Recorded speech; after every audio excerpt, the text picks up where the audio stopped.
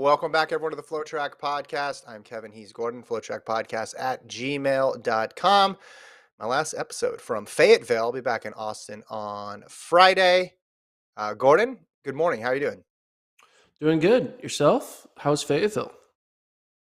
It's been great. A lot of good runs that I've gotten in. Got to see the indoor facility for the first time yesterday, which was pretty cool. Every track fan should probably get an opportunity to go out to Fayetteville, see a meet there, or just walk around the facility and check it out. The weather's been cooperating. It's been pretty nice. As I mentioned before, did a facility tour, did a couple workouts.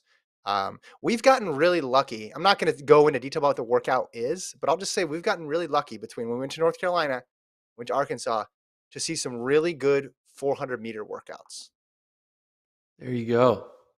Always love a good 400-meter workout. Yes, the Because one. sometimes you go and you just see starts, or you just Yeah, see like 100s, and those are fun too. There's a time and place for that, but you get to see when you get to see them go to the well. That's fun. Like we saw those pictures before that you took of Randolph Ross at A&T, right? He was hurting, he was in pain, and we have some similar shots from Arkansas that I'm excited to share. So yeah, it's been a great time. As I mentioned last pod, colleague Brian was trying to get the Strava segment from Charles Hicks. I can report that he did beat Charles Hicks's mark. So, despite Charles Hicks being one of the best runners in the NCAA, he is behind Brian Dybel. But then there was a complication between when we talked about this Strava segment and when Brian ran it. Ronald McDonald uploaded a segment, and Travis, I sent you the thing that was before Ronald McDonald ran. This is how it looked last week when Brian sent it. Charles Hicks #1. But then someone going under the name Ronald McDonald ran even faster. And once Brian saw that, let's just say he was incredibly defeated. He's like, I can't do 457 pace. I can do the Charles Hicks pace. I cannot do the Ronald McDonald pace. And it got me thinking, because it says February 18th, it got me thinking they didn't upload it on February 18th because they just uploaded it in the last few days, but the run was on February 18th. Is that just a coincidence, or did someone like listen to the pod, know that this segment was out there, know that Brian was going for it, and then run or upload this segment? I'm not that deep into the Strava culture, but Travis, our producer, did some investigating. He thinks he's able to identify who this person is, and they're very fast, so it would make sense that they would run 457 pace. yeah. I think we found out who it is. Kevin Kelly. Uh, his Instagram bio says, "To be the clown, you must act the clown." So clearly, his Oh, persona on Strava is being a clown, and graduate assistant coach at University of Louisiana Monroe. very And fast. apparently, he had the Strava segment in Fayetteville on layaway, and was just waiting for Brian Dybel to beat Charles Hicks, and then he took it back. So um, nice move there, Mr. Ronald McDonald, Kevin Kelly. Nice move, strong move. Yeah. Man, you can find out anything on Strava. It took Travis not that long to figure out, oh man, this guy's like a real runner, because he had uploaded some segments from some fast races. And yeah, it was the spirit of Brian not to get it, because this was part of the purpose of the trip, that and getting the workouts. But the fact that he's ahead of Hicks, I think, is big for Brian, who, former D2 All-American in his own right, solid runner. So it's good that he's out here still chasing dreams and goals after graduation. But Fayetteville as a whole has been a lot of fun. Great hospitality out here. I wanted to remind people of a couple things. We got the Madrid World Indoor Tour today on FloTrack, and there's some interesting races here. This is the final gold label World Indoor Tour race. So you have a men's 8 with Michael Cerrone, Elliot Giles, and Colin Skiprutu. Men's 3K, the usual cast of characters is back. You have Yulimar Rojas in the triple jump, and then the women's 15, Jessica Hull, Gudaf Sagai, Hailu, and Bai. Like, that's going to be a great race there. And I wonder if Ethiopia's selected their team yet. And if not, is this going to serve as a little bit of a last ditch selection process? Because the Ethiopian women have been on fire this indoor season.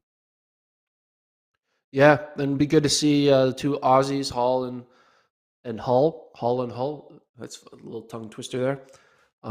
Mix it up, see what they can do. Jessica Hall, obviously part of the Union Athletics Club. Is that what they're called? Union Athletic Club? Did I get it right? Yep, yep, yep, yep. Okay, got it right. Union Athletics Club. Um, you know, probably wants to, if she's running this late in the season overseas, you got to think maybe this is trying to set herself up for World Indoors. We know Donovan Brazier's going in the 4. So Coach Pete Julian trying to get a crew out there to Belgrade to Yeah, try to get some international experience. Not that Hall and Donovan Brazier don't have international experience, but like we said, you, it's always interesting to see why certain elite athletes are like, yeah, let's do it, and some elite athletes are like, nah, I'm not doing worlds. So especially on the distance yeah. side, sprinters you can kind of figure it out, but distance is like kind of like, oh, you want to do it? Oh, you don't. I mean, we know that because one athlete who we thought was all in on doing world indoors based on the way they did their indoor season, Cole Hawker, who won the 3K and won the 1500, no world indoors. We'll get to that on today's show, but first we should mention we're sponsored by Hoka, Okay. Gordon. CLOX, MD, LD. Gordon's holding up the MD. My LD is going to pack up out of Fayetteville soon and get back on a plane and go to Austin, Texas, where they will be reunited with the left shoe. Hoka.com. Remember, Hoka faster forward. They got the carbon plate in them. So check out the Hoka spikes. Again, these are the Cielo X, powered by the propulsion of carbon, with the MD and the LD version we've been chatting about for a couple weeks now. I want to talk about Hawker scratching, but one other thing we should mention, tell the people about the Tokyo Marathon live show that we're doing. Tokyo Marathon, as you guys know, is live on Saturday night. Got Eliud In the US. Kipchoge. We got Sarah Hall, and it's live for viewers in the US. That's right. If you live in America, you're going to be able to watch it live on FloTrack. And so what we're doing is we're going to do a little watch party on the side on YouTube as well. So we'll do a live. The event will be live on FloTrack.com, but then also on YouTube.com on the main FloTrack channel. Kevin and I will be going back and forth and kind of watching the whole race play out, give our own little side commentary, kind of little watch experience to kind of enjoy the late evening marathon, which is perfect because time zone difference. It's not an early day. It's not in the middle of the midnight or 2 a.m. It's right there smack in prime time, 7 o'clock. Eliud Kipchoge going for his first ever Tokyo Marathon win. I guess I could say it that way, right? Because he's never been there. Yeah. And see what he can do. Add to his medal table or his resume. I don't know what he needs to add to his resume, but Eliud Kipchoge live on FloTrack for U.S. and Canada viewers. It's going to be wild. It's going to be awesome. Yeah, you mentioned the time zone being perfect for US and Canada. You're used to getting up early. This is going to be a primetime marathon. So it'll be on the FloTrack podcast YouTube page. You can do a little second screen there. Gordon and I will be chatting about it, answering questions, reading your comments. Be a fun way to interact during the race. And anytime Kipchoge is in a marathon, it's an event in and of itself. But in addition to Kipchoge, the men's field is stacked.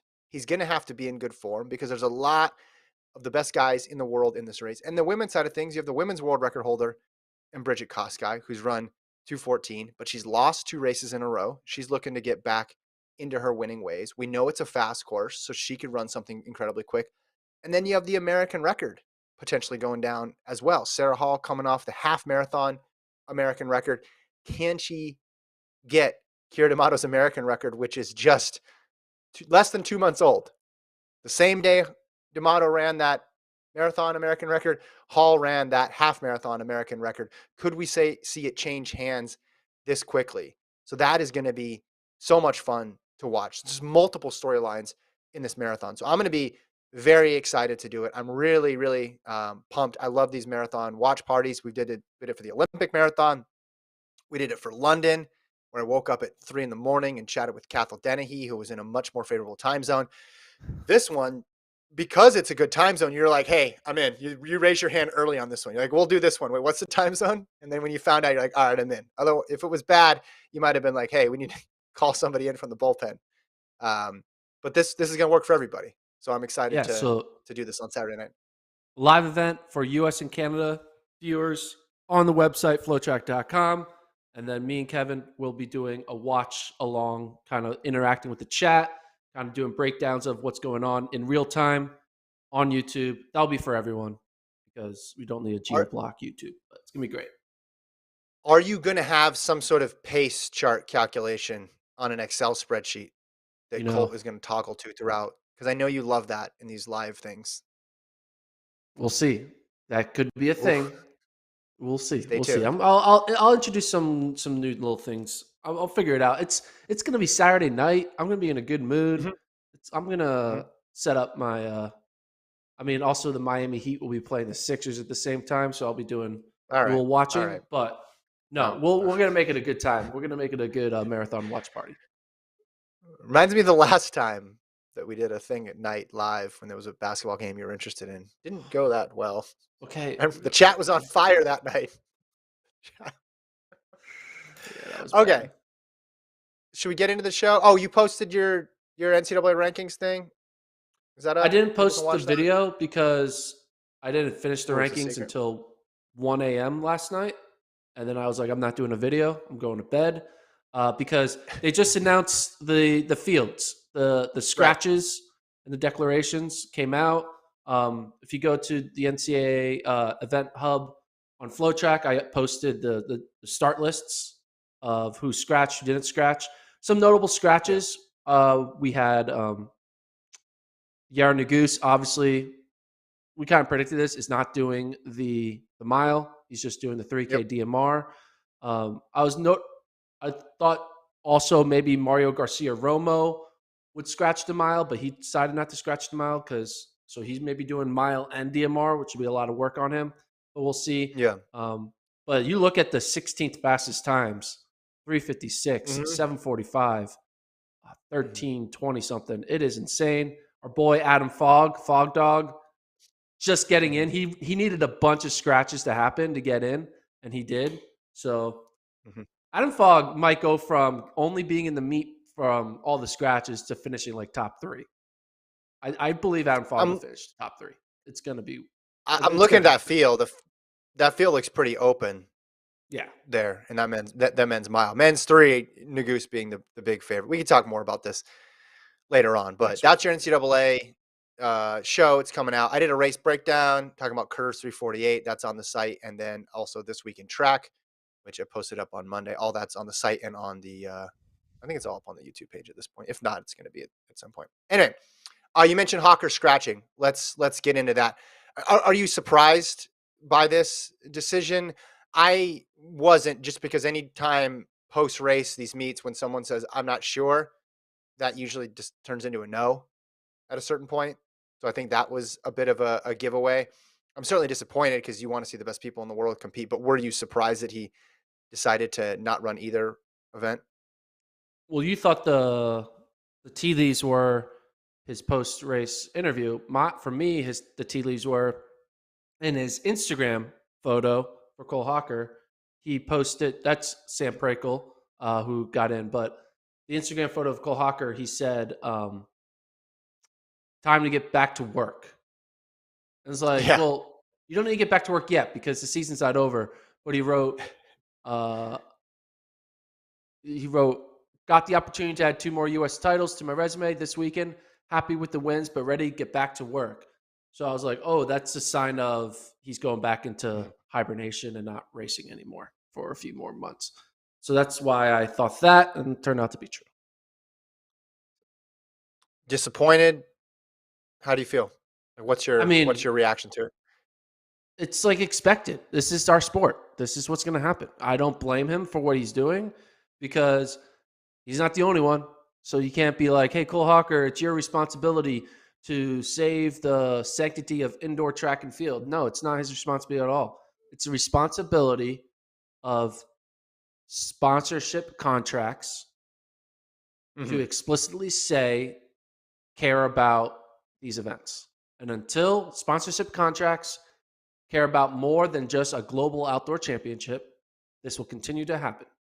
We could talk about how to get these athletes to not scratch this, that, and the other thing. At the end of the day, it's all about the money, and there's no money in doing well at World Indoors. There might be a little bit of Yeah. money, but compared to the outdoor money, if you got as much uh, bonuses and ranking and all this stuff from a world indoor performance as you do for a global outdoor performance, as you do for an Olympic performance, people would do Yeah. it. But you don't. We The purposely say Olympics is more important. We purposely say global outdoors is more important. And that's what happens. So we I even think it also say, has to do like, with the yeah, stage of the career you're at. Because Thompson's running, and the knock on Bowerman is they don't run enough, but Josh Thompson's gonna run at Worlds, but he's at a different stage of his career than Cole Hawker is. So yeah. Well, he's you running because he's can never done it. yeah, sure. But I mean I guess Hawker made an Olympic team, so that trumps everything, but it's not he hasn't Exactly. made a world indoor team yet though, Gordon. So Thompson's gonna go and Prakel's gonna go. And you gotta be happy for Sam Prakel. This is Prakel's USA finish throughout the year. So 2018, that's when he's still at Oregon. He runs USA's that year. He gets seventh in the 1500. Then you go to 2019. 2019, he finishes sixth in the 1500, and then during the indoor season, he got fourth in the mile.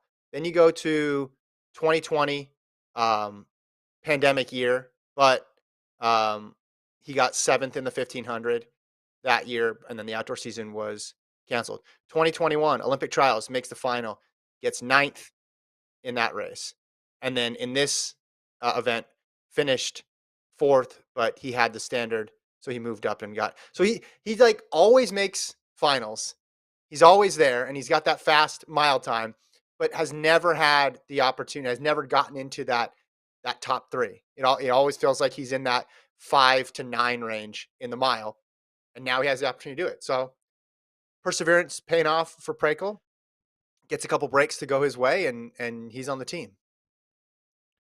Yeah, and people like Josh Thompson and Prakel, like, we're never going to have them in the top three the way we would put a Hawker or a Nagoose or Centro or an Angles.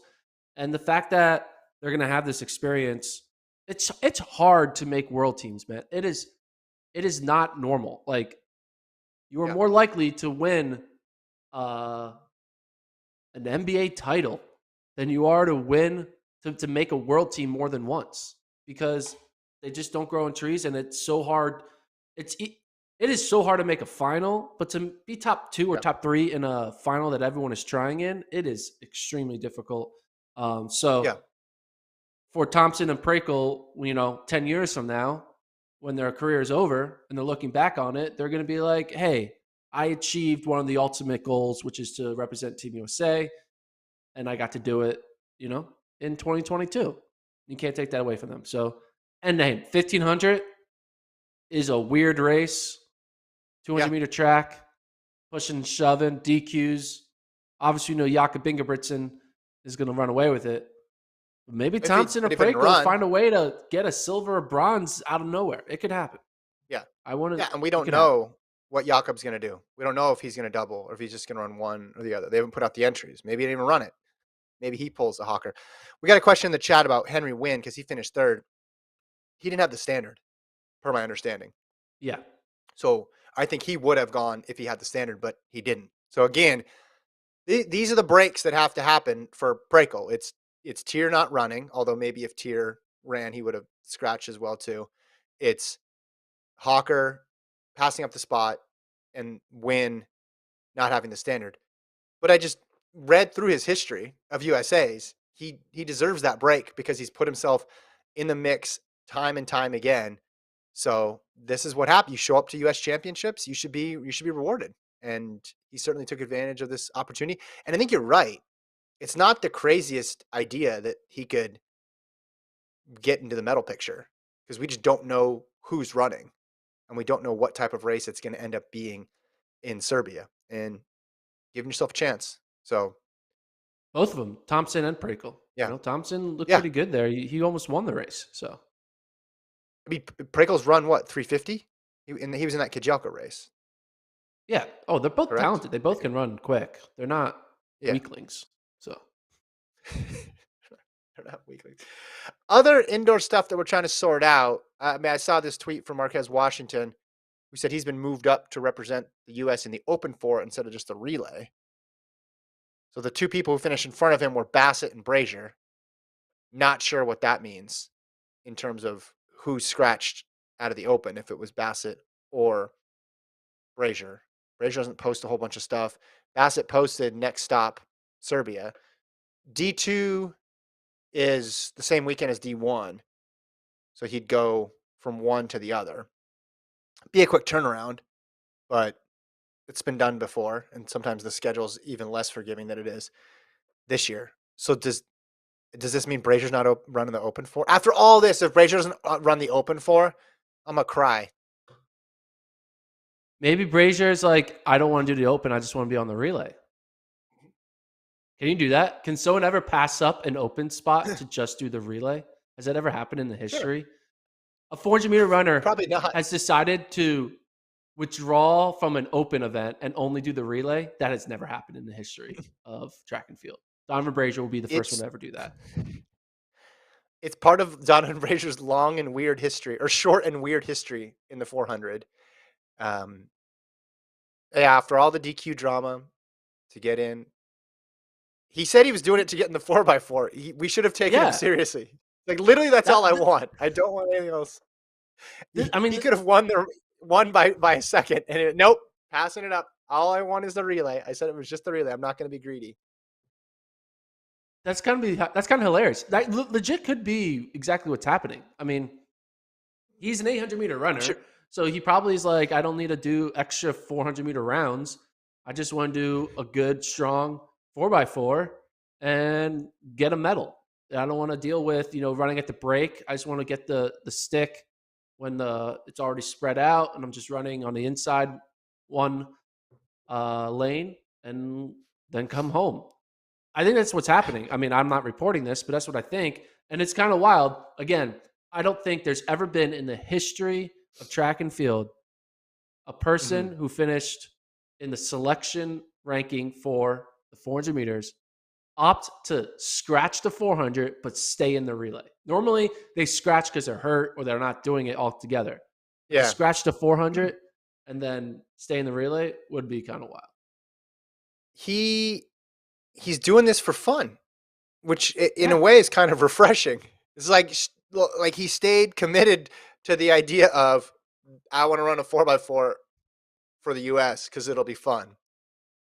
What really would have tested this theory is if he did win and he did run 44.8 or something, and he was very comfortable with his start, and then he was a favorite for gold, then would he have still done it? Now we're just speculating, of course. We don't know. All we know is this tweet from Washington who said he's going to run the Open Four. So this could all become a moot point, but I want to see him in the Open. And then I want to see him in the Open Four. See if we can figure out the answer by the end of the podcast. Doesn't it make you a little bit sad though? Like, don't you want to see it after everything that happened in Spokane? Don't you want to see him in the Open quarter? Yeah, I mean, hold on. I'm typing this DM. We're going to find out. What are you typing? How are you wording it? I'm saying, hey, are you scratching the Open 400 at Worlds, but still doing the 4x4? Signed, Gordon. Hey. Oh, you're not sending that from your personal account? No, I have a back and forth with him from the FloTrack account, and he knows it's me. So, okay. I don't have a blue check mark, so if he gets a message from another account with a blue check mark, that it's easier. It's easier to get the attention. That's what I've learned. Well, we'll see if good reporting, Gordon. We'll see what happens. Yeah. All right. What else we talk about here? I want to talk about Tokyo Marathon. Oh, okay. We can talk about Did you see this video? Speaking of DQs, this is from the MIAA Championship. A little dust up here between Pittsburgh and Missouri Western. And I don't think I've ever seen someone get pushed from the track this clearly and this deliberately. Mile race. Travis, if you're watching this, you can see it. If you're not watching this, if you're listening to it after, there's a little bit of compilation here. There's clearly some argy bargy going on, but then at a certain point, the Missouri Western runner just gets tossed off the track by the Pittsburgh State runner, and then it's weird because before that, the other Pittsburgh State runner who doesn't push him is pointing it out, like he's like drawing even more attention to it. And then I looked afterwards. Initially, the person was DQ'd, but then got reinstated. I don't know what they're looking at to reinstate this person. And you could say, hey, maybe there was other stuff we didn't see. Maybe both people should be disqualified. But if you toss somebody from the track, full arm extension, that's pretty blatant. The guy crashed through, he could have been hurt. He crashed through one of those like rope line things, those plastic things on the side of the track. I don't know. Can you think of a altercation? I guess last year outdoors, we saw some of that at SECs and Big 12s, like some very physical running, but that level of pushing is pretty unheard of. Oh, I've been to a track meet in college at the Armory where there was something going on in a 4x4 and a legitimate fist fight broke out on the home stretch between the two runners. Like Yeah. there was like pushing and shoving, and they kept pushing and shoving till they started fighting, and then the rest of the field passed them, and they were just fist fighting mid race. They stopped caring about winning or losing, Jeez. and those two athletes fist fighted. So it does happen. We saw crazy things happen in an NCAA 4x4. I remember between like A&M and Florida, was it? Or that was like a pretty... Well, there was that famous one between Florida State and Clemson, where I think that turned into a fight as well too. But this mid race, this is not a relay. I don't know. It just looks like it escalated and escalated. So some of these teams involved, like Pittsburgh State's from Kansas. We're lucky enough to have producer Colt, who is a Kansan. He can chime in on this. Colt, what do you have to say for your home state here? Well, I love to see this, just kind of the boys roughing each other up in the Midwest. I would say Pittsburgh State is definitely more known for their football program, like around this area. So this kind of fits with their MO, I would say. But I don't really know. Yeah, I can't really see anything from the video why they're fighting, but they are. They're fighting. Confirmed. They are fighting. And that's our Kansas expert, Cole. Thank yeah, you. this was we're pulling up the fight from that Clemson Florida State fight. That was wild. What year was that? I think Fenton might have been there. Yeah. It was a long time ago. 2004. You can tell how grainy 2004. How grainy. Yeah. I think Cromartie was involved. Is that right? Yeah. Future NFL player, Cromartie. Clearly there is something going on. You don't just accidentally throw someone off the track. There might have been clearly some tussling, maybe some trash talk going on, some just kind of like, I don't like you, and I don't like I would rather go down fighting than win. Maybe this person got able to, I don't know. I just don't get how there's not a DQ there. Maybe it's a double DQ. I don't know. Literally get shoved from the track. Full on push. You can't even say, oh, we just accidentally got tangled up. And the guy's pointing to it too. I don't know. This was wild to see. You want to talk about your you want to do this thing? You want to ask the listener something? Do you want to do that now, or do you want to do Tokyo first? Let's talk about Tokyo. Or what Travis Okay. only has a... I didn't know if... Tokyo. We'll do Tokyo. All right, Tokyo. Women's, men's. We talked a little bit about that at the top because of the live show, but let's start with the women, I think. We talked about the men's before. You have Bridget Kosgei world record holder. She's run 2:14 in this race, but she has not won her last two. So it's going to be fun to see her in there. Angela Tanui has run 2:17, and then Ashete Bakare has run 2:18 and beat Kosgei in London, one of those two losses that she had. Farther down the list, you have Sarah Hall, as I mentioned before. She's run 2:20. She's coming off that half American record. Can she get Kira D'Amato's marathon record as well, too? So yeah, two things going on here. I don't know what the pace is projected to be. They have run 2:17 on this course previous, so it is a fast course. I would guess Hall is going to have quite a few people to run with if you just look at how deep this field is. Kosgei, if she's in shape and she's running 2:14 type times again or 2:15, she's not going to have anybody to run with, but that's a good problem for her to have. But this is going to be fun, Gordon, because you got two things to watch for here. Yeah, and I think one factor for all these athletes is where their mind is at. And I bring that up because it was a very late notice of whether or not this race was happening, especially race was happening with these elite athletes. And so there's like a long training block to build up to an important race like this. And during that training block, there was like a question mark on whether or not you were actually going to end it with an actual marathon, you know?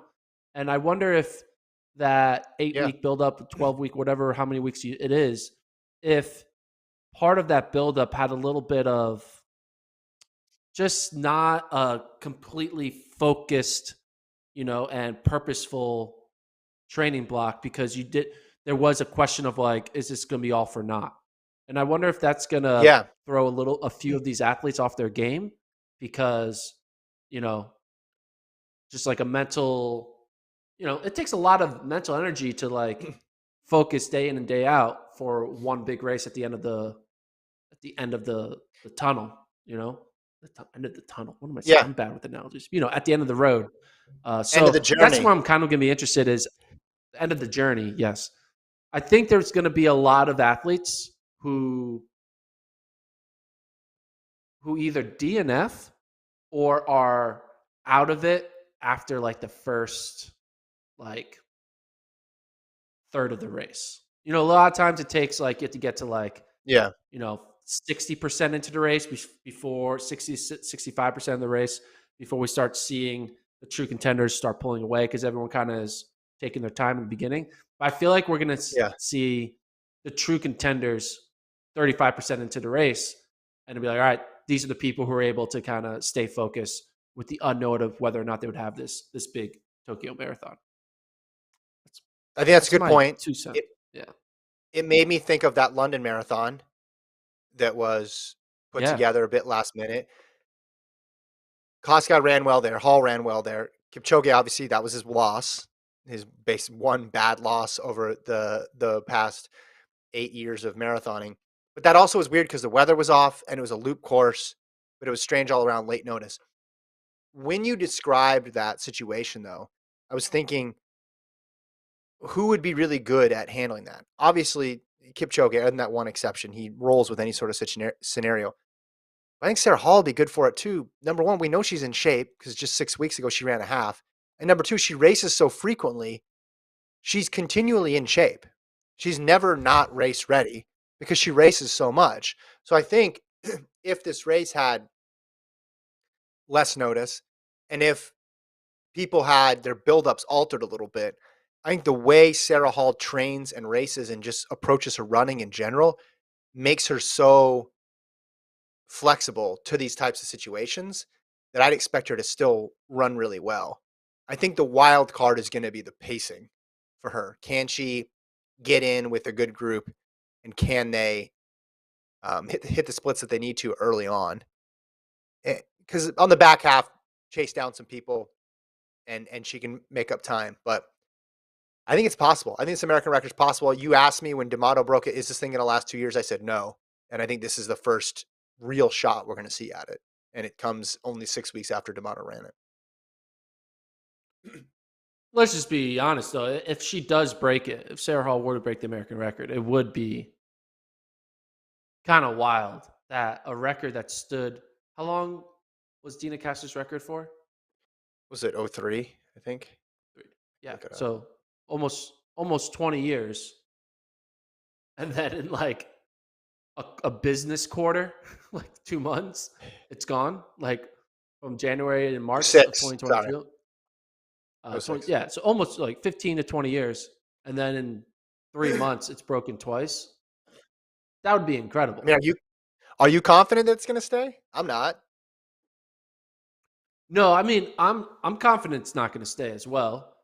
Um, I'm not 100% confident it's going to be broken in the Tokyo race, but I wouldn't be surprised. I think Tokyo is one of the options for it to be broken in, along with next fall season of marathons, whether they go out to Berlin or London or Chicago or wherever. Yeah. But I do think that this is one of the opportunities. We have a fit Sarah Yeah. Hall going for it. And I think Sarah Hall also is recognizing like she's not getting any younger, right? So every time she's going to step on the track is not going to be like, oh, like a rust buster, just get my feet wet for a bigger race down the road. Like, no, the time is now. Every race that Sarah Hall runs, it's the time of now because Yeah. Once she's she not like runs a all of 20. the races. Yeah, she's not a 24-year-old like with the long like I want to make a world team in 5 years. No, she's like Yeah. I've done pretty much everything in my career. Now every time I race, it's with a purpose. And she wouldn't fly across the country to like jog. She's gonna go The across the world, you country mean? to try to break a American record. Opportunities in the spring aren't very bountiful because London's not in the spring and Boston's not record eligible. Maybe there'll be another type of race that we don't see coming that some Americans hop in. But then I think you're right, the next real chance would come in the fall where we would see the Berlin, the London, the Chicago, and then back to Houston maybe next January. That's turning into a spot where people are going to run fast times year in and year out. All right, men's side of things, it's just great to watch Kipchoge run.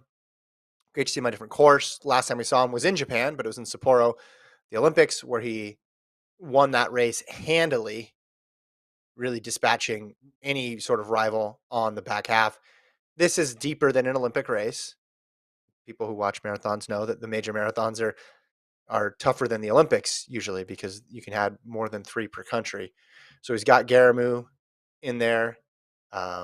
He's got just a cast of characters who can really push him. Berhanu Legesse, Amos Kiprutu, who's run 203 as well. So you got 2 other sub 203 guys, then Kiprutu and Tola who have run sub 204, and the list goes on. I mean, even a guy like Shira Kitata, he won London back in 2020. He won that race that Kipchoge lost.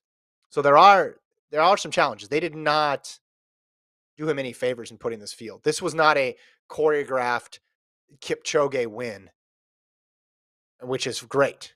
And I think that's what you have to do to keep us coming back for these races, because it's fun to watch him run, but you want to see him get pushed. I mean, do you see any chance that he gets upset? I want to backtrack a little bit. When you said it's not a choreographed Kipchoge win. Obviously, what you mean by that is the meet direct organizers set up a field to kind of make it easier on Kipchoge. Yeah. Has Kipchoge Or ever spend all their budget? had a race where it was choreographed for him to win? Well, you take out the time trial races because that's him versus the Obviously, clock. that's different. That's different. Yeah. I think sometimes London's always stacked. They got the big budget. They get a lot of the best people. Berlin's model is more, let's get a couple superstars and that's it. And those times when he was running for the world record, there was never a doubt he was going to win. Now, he's also been in Berlin marathons where Guye Dole is like pushing him to the latter stages. But the field's just, some of the races, they're not as deep. So once he gets rid of one guy, it's basically curtains at that point. And he's more just racing the clock. Here, I think the clock is definitely secondary. Yeah, he wants to get the course record, but they changed the course in 2017, so there's not this historic record of times there. I don't think anybody's putting the Tokyo Marathon course record on the top of their list of course records. So to me, it's just all about competition. This starts to feel more like a Olympic or World Championship race where it's just like, all right, just get the win. Now the course is going to be faster and the field's going to be deeper, but it's all about the win. The time now is completely secondary. Yeah, and I mentioned in the previous pod when we found out that Kipchoge was going to run this race. This is his one and only shot. Like, he's not coming back. I mean, To Tokyo, I you're don't saying. think he would. Yeah, I don't think he would come back even with a loss because he's like, all right, whatever. I didn't win it. He's won so much that's like having a loss. But like, if he wants to have a win at every major, he's only got one shot at each of these next ones that he does. One shot here, one shot at New York, one shot at Yeah. Boston. So he needs to go 3 for 3. It's like you're down 4 with like 20 seconds left on the clock. If you don't score on this possession, you're not going to win the game. Yeah, technically there's still time left on the clock. Technically, there's still You got to be future perfect. races ahead for Kipchoge, but you got to be perfect here if you want to actually end your career with a win at every location. So there's a big pressure for him to finish first if he wants to have that clean resume of win, win, win, win, win. Is that enough wins? What if he wins? Win. No, 6 of them. There's 6 of them. Win. What if he wins this, then he goes to Boston, wins it on the first try, but then New York, things go awry. But at that point, he's committed. So he goes to New York for the next 7 years. That's like he moves to New York. And he becomes a Knicks fan. He sits next to Spike Lee at the games, just 100% New Yorker. He starts a pizza blog, and he just commits fully to the New York lifestyle. Just trains in Central Park all the time. And then he's 55, and he finally gets the win. And he's still doing it, right? He keeps on going backwards. Like, he finishes worse and worse, and people are like, "Hey, man, just give it up." He's like, "No, one day I'm gonna have my, it's gonna be hurricane weather, and I'm gonna be able to win it with like a 2:20. I'm just waiting for that moment, and he'll just keep on going and going." I said when I said I wanted to win all of them. I wasn't lying. He's gonna be like 70, walking up with like crutches, and be like, "I'm still doing it," and runs like a 4-hour marathon, and it's like, not this year, maybe next year. I am committed to this. Yeah, I'm very excited about this. This is the best you could hope for out of this marathon, and I'm really excited that we're gonna get it in the beginning of March. What else do you want to talk about? Let's see. Do you want to talk at all about NCAA stuff, or are you just saving that all for your show? We can save it for the show and also save it for next week. Again, NCAAs isn't this week; it's all next week. I will say, though, Arkansas men and women have both made themselves known on the team ranking side, especially the women. Okay. Women actually might win now. Arkansas men might win. NAU men might. Should I tell them that? I'm going to see both the coaches again today. So, show them my rankings. What do you want me to? What's the exact thing you want me to say? Gordon says you might win now. Yeah. Okay. Gordon says you're both going to podium. Gordon says 90% chance of podiuming. Okay. And they have a 50 women have a 30% chance of winning, and the men have a 35% chance of winning. Okay, so 90-30 and 90-35. All right. I'll tell them both that today. 10% chance they don't podium. Well, yes, that would be the other 90-10. So the men are at 35. The women are at 30. They're closer. Because the men they're closer to first than the women are to first. That 400 here's the thing. The women, I'll just say that. The women are going to score like 20 more points than the men. Yeah. But it's just because the women, there's not as much, the points aren't spread out as much. They're all kind of just 5 teams. The men, correct me if I'm wrong, the men are a DMR, a 4x4, Amon Kemboy, the hurdler Lemonius, and then jumpers. correct? Yeah. And they have an 800-meter guy. Yeah. Oh, that's right. They have a That's bunch of right. spread out.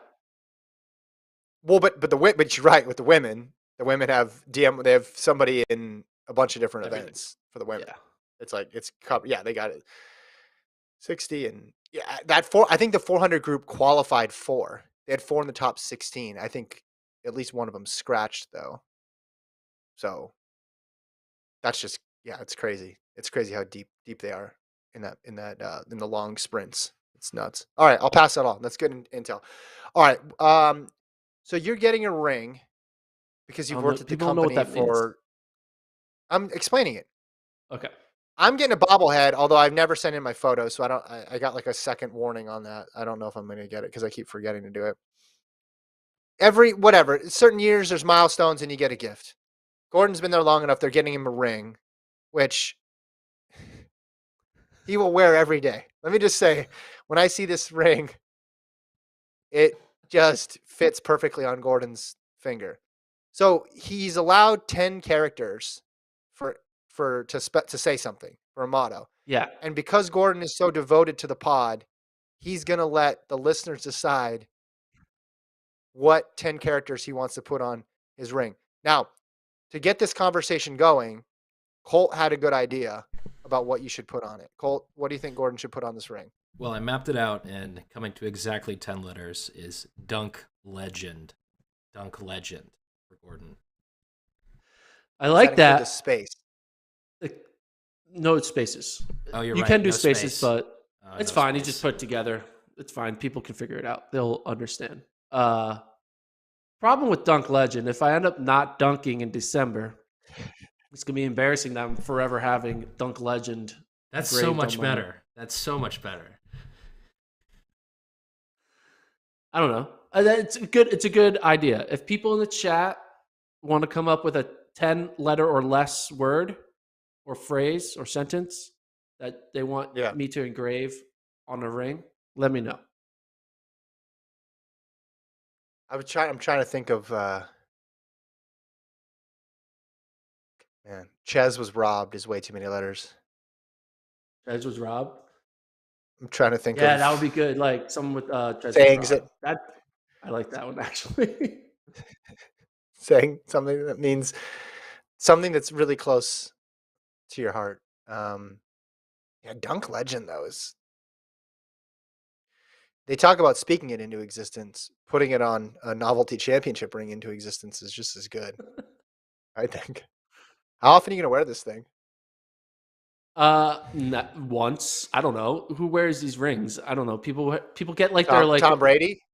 Like the class rings, that people get in college and no one ever wears them. I don't know. I'll wear it on the pod, but I just need to figure out what I want to. I don't want to put my name. My name is lame. What do other people my name put is on actually 10 characters. I think most people just put their name. Most people don't look at this as an opportunity to make a joke. I mean, only like, well, yeah, but 15 people only 15 people at the company have ever gotten this ring. So pull the thing up. It's so where it says it's going to go where it says name. Can you pull the that's where it's going to go? No, it goes on the inside. I'm not sure exactly where it goes. It's just 10 characters. They said you get a custom message, 10 characters. Typically people use their last name. What do you want? And I got to tell them by March 14th what I want on this ring. And I thought, hey, let's make this into a bit. Daryl Moore. Yeah. Sixers. The process. Yeah. Trust the process. Maybe like it's got to go on the side here where it says name, right? Probably. Yeah. Well, maybe that's you put your first name there and then you go on the inside. But see, how is it going to fit 10 there? That's like, that would be perfect for Dunk Legend because that's two lines there. Dunk and then I'm liking Dunk Legend. I got to be honest. What if you just put WR on it? WR world record? Yeah, and then people like, what do you have a world record in? Just podcasts? I don't know. World record podcast? Yeah. Okay, I'll think about it. National champ. National champion. You could just because you show it off, people would be confused for a little bit. Championship. This is my national championship ring. Why is a van on it? You're like, I'll explain that later. Not a big deal. Don't worry about that. I do like Ches was Dunk? robbed. How many? That's way over 10. Ches Yeah. was, You could do like Ches was robbed is 1, 2, 3, 4, 5, 6, 7, 8, 9, 10. Just Ches was robbed. I don't know if that counts. Ches was that robbed. doesn't make any sense. Doesn't make any sense. Yeah. Maybe can you ask? Here's what you do. Here's the move. Say, hey, can you drop the font size and can I get 13? Really negotiate with them. I think 10 is with them dropping font sizes. I think that's the whole bit. Say, hey, Kevin doesn't want a bobblehead. He wants you to use this time to figure out how to get a few more characters on Gordon's ring. Can we negotiate that? All right. Well, if you have ideas, send it. FloTrack podcast.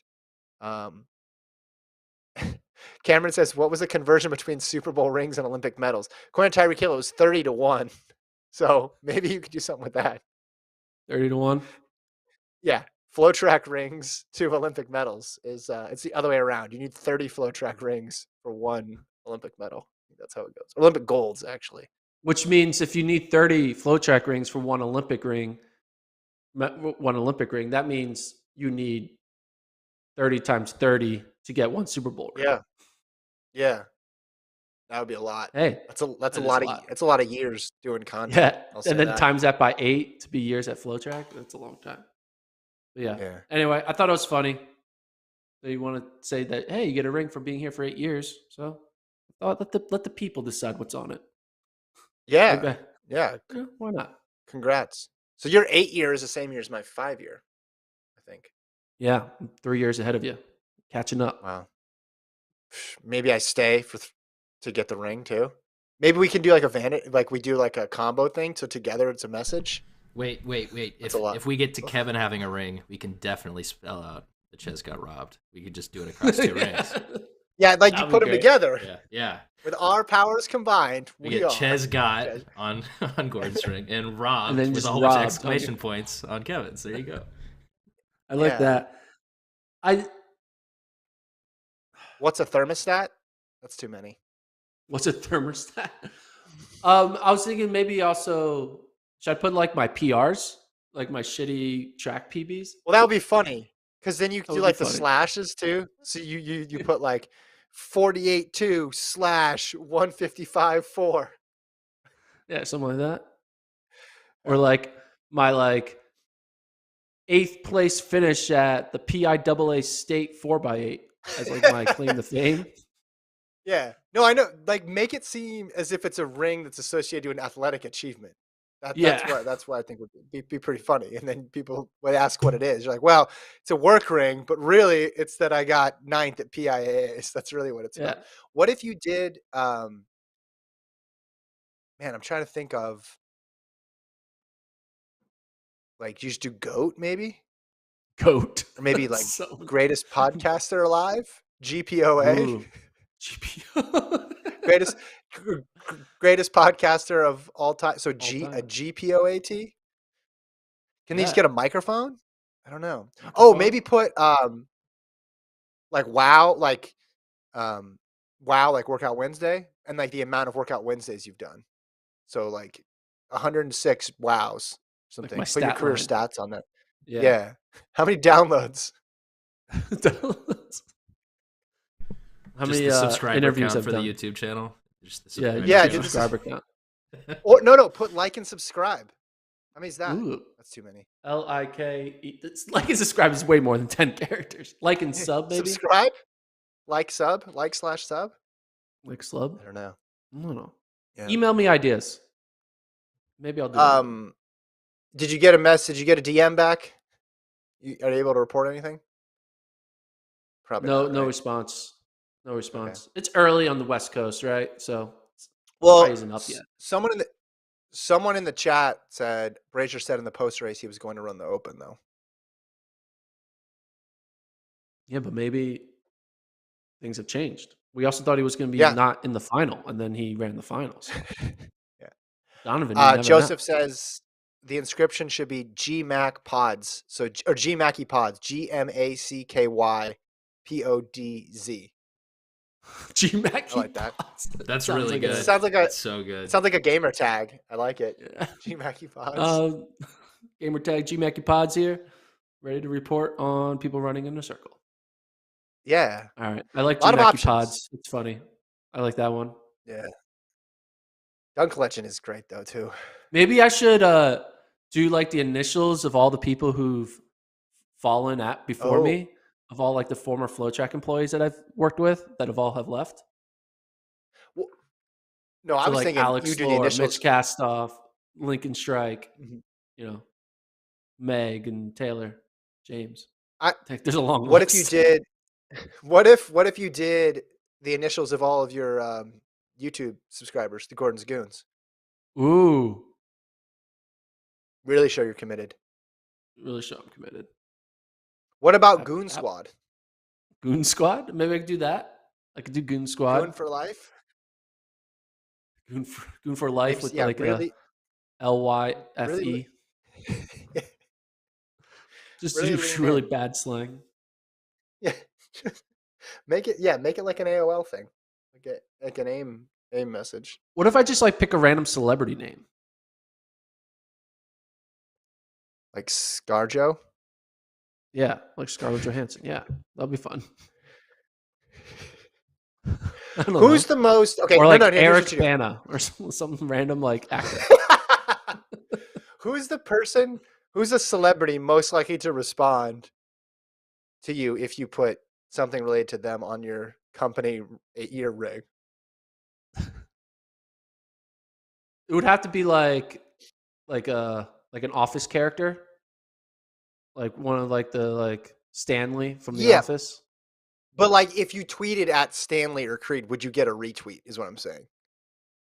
Yeah, who would give me a retweet? Oh, is there? There's a who's like a running.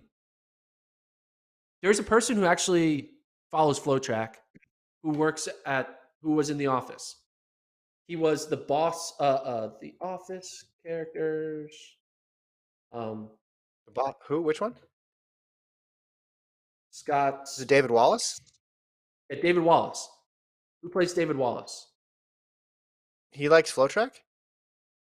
He follows FloTrack. I believe he does. What's David Wallace's character's name? No, that's the character name. It's David Wallace. He's played by Andy Buckley. So Andy Buckley. Let's see if he follows us. That's Andy Buckley. He follows us. He follows FloTrack. Okay, but his name's kind of long. Andy Buckley. Or I'm like D Wallace. Can I just do D Wallace? Or should I do his remember he had a new company and he invented a device called Suck It. Just put the word Suck It on it. Inside. I don't know. Okay, that might work. You say, "Hey, Mr. Buckley, big fan of the show. In my company ring, I named it in honor of your company." I think you definitely get a like on that at least. I get at least a definitely like. get a like on it. But then you have to put "suck it" on your company ring. I just can you imagine though me emailing I don't think HR? that get approved. Me emailing HR, it's like, what do you want on your ring? I want write the word "suck it." They'd be like, what? I mean, that Let's would go go ahead very and well. do it. They would they? No, I it's think a they would do it. It's my ring. I can get whatever I want on it, right? It's a tribute to The Office. That's what you say. Who happens to Man. be like an active runner? Yeah.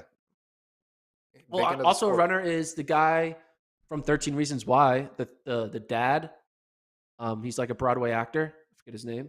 Does The he dad in follow? 13 Reasons. He's a runner. He runs a bunch of marathons, and he played Shrek in a Broadway musical. So maybe I'll be like, get Shrek on it or something. The Process All right. is 10 letters if you're looking for The Process is 10 Oh my letters. God! Ooh. No. Cole, Do you know when I get this? Hold on. Do you know when I get this ring? I get the ring in July. In June? I get it in July. So I can get this ring at the same time that the Sixers get their NBA ring. Eastern and I can Conference say, semifinalist rings? Are they giving out those ones too? ring. I do like that. Yeah. I do like pretending this is my ring for my commitment to the team over the past 7 years. I mean, it would be pretty funny if you got the process, and I would laugh at that. I would roll my eyes, but I'd be like, that'd be pretty funny. I might get the process. I might get it. Or I mean, just the Sam fact that it's Hinkie. 10 letters is perfect. Yeah. Anyway. I mean, you'd get a Maury retweet for sure on that. Yeah. Yeah. Maybe I'll Yeah, get you more. just say, hey, I'm so bought in. This is what my company ring inscription is. I chose this as my company ring. Yeah. Build your brand. All right, leave it there. Thanks, Colt. Thanks, Travis. Thanks to our sponsor, Hoka. Remember, Hoka.com, faster forward. This is the CLOX. Check them out. Order them. We'll be back on Friday. Madrid World Indoor Tour is today. You can watch all the replays, and the live feed is up. And then we'll go Friday. And then Saturday night, we will have our Tokyo Marathon live show. We will talk to you then. See you guys later.